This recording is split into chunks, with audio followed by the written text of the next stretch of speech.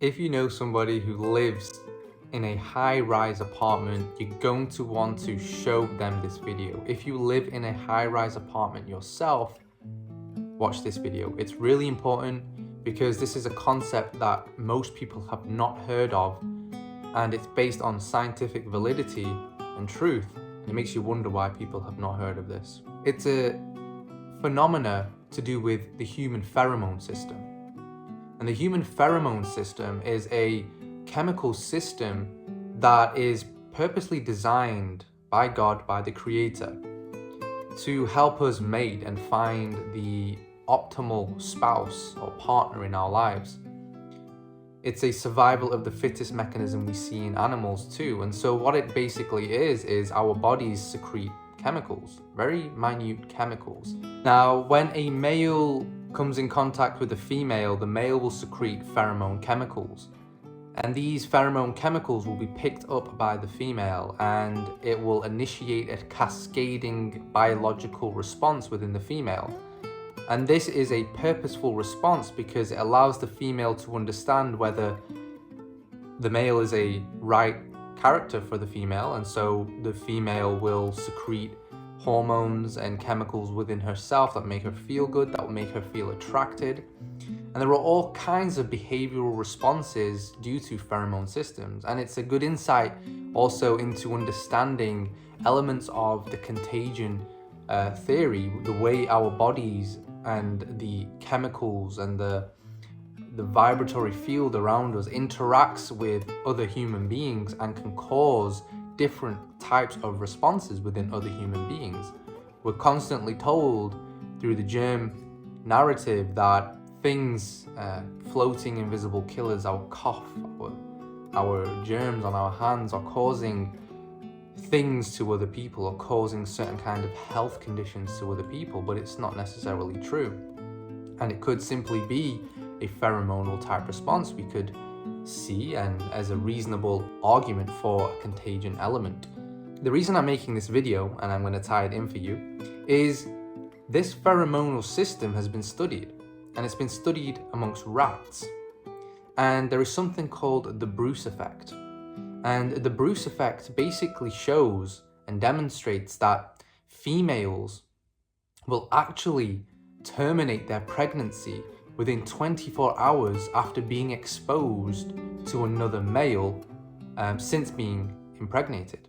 So a female will abort their baby after being exposed to another male within 24 hours of impregnation.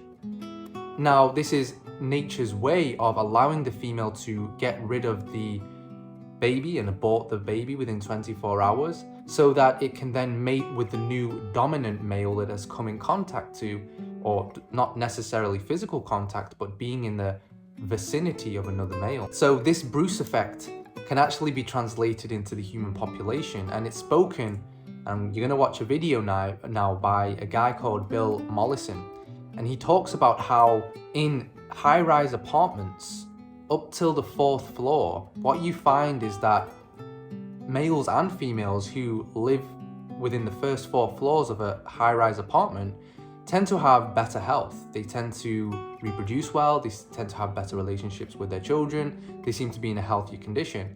But after you get past the 4th floor and onwards, what you start to see is males and females start to have more abortions, they are sicker in general, they are weaker, they have fertility issues, and a lot of people are trying to figure this out. And Bill Mollison talks about how the human pheromone system could be responsible for this effect, the Bruce effect. And that is simply because high-rise apartments, the airflow within those buildings are not the greatest. And so what happens is this, as our pheromones are small chemicals that are not filtered that well, they get circulated around the whole apartment. And this accumulation, this coagulation, this whole combobulation of these pheromones is what's causing mixed signals within the males and females that is causing them to have fertility issues. However, I want you to watch this video by Bill Mollison and come to the conclusions yourself. This is so interesting. And even if you are skeptical of this, it's definitely something to look into. and please share it around. Whoever lives in a high-rise apartment must know this information. It's critical. So please share it and watch this video now. Much love. We're extremely dumb, and we keep doing very, very dumb things. For instance, we are now buildings we're putting up are sometimes like 20, 30 floors. They have no access to outside air intake. They have a complete recycled air system in it. And the Japanese have been noticing that everybody on floor 5 up are getting sick. And they're right in the middle of doing a very intensive study of their diets to see what's making them sick. What's making them sick, any zoologist could tell you, it's the strange face encounters that are making them sick. Years ago, some laboratories kept rats in cages in tunnels and fed them. And about a third of the way along the tunnels, what you can only describe as the social disasters were setting in. They were all getting divorced and eating their children and beating each other. And in the end, rats couldn't make it at the end of the tunnel. It was just chaos.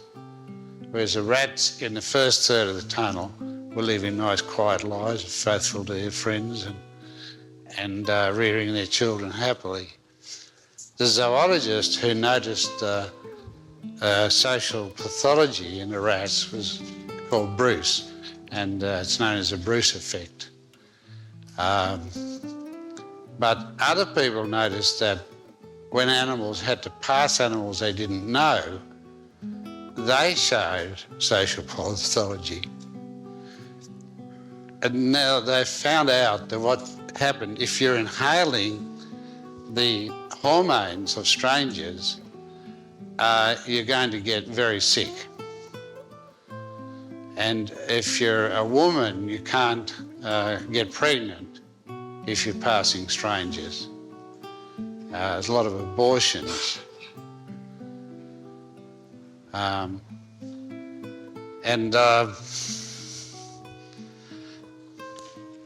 And it's been suggested by some American scientists that what we do is we mix up a whole cocktail of human hormones and spray it in the picture theatres and other places where people congregate and sterilise them all.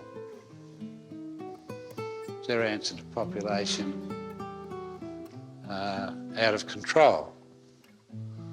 But we're doing it anyhow. Our architects are doing that for us. So the architects are responsible for a huge amount of social unrest and a huge amount of human unhappiness. Because they keep saying, I think they're still saying, we didn't know. And how can they not know? If you're a zoologist, you stopped putting rats in a tunnel a long time ago. They knew. But why is an architect immune from knowledge? Or why can they choose to ignore well-known facts? And I feel like phoning up those Japanese studying people's diets and saying, don't you read in zoology? You'd know what's wrong with these people.